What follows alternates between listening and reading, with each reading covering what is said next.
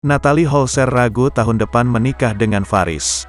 Mantan istri Sule, Natalie Holzer, ternyata masih ragu jika tahun depan akan menikah dengan Faris, sang mantan pacar yang kembali ke pelukannya.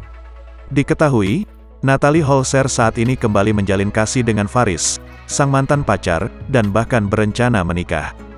Namun, meski Faris siap menikah tahun depan, ternyata Natalie Holzer masih ragu-ragu. Bukan tanpa alasan Natalie Holzer ragu untuk segera menikah dengan Faris. Hal tersebut lantaran Natalie Holzer memiliki pengalaman buruk dalam pernikahan. Sebagaimana diketahui, Natalie Holzer memang sedang menjalin hubungan dengan pengacara bernama Faris. Rupanya, Faris merupakan mantan Natalie pada waktu ia duduk di bangku sekolah. Romansa mereka pun bersemi kembali usai Natalie bercerai. Awalnya, Natalie sempat bertemu dengan Faris sebelum bercerai dari Sule. Ia sempat melakukan konsultasi perceraiannya dengan Faris, tetapi saat itu Faris enggan membantunya menjadi pengacara.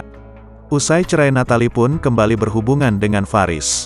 Pria itu diketahui juga telah dekat dengan putranya, Atzam Ardiansyah Sutisna. Di lain sisi, Natalie pun sempat keceplosan soal pernikahannya di tahun depan saat diundang di salah satu acara televisi.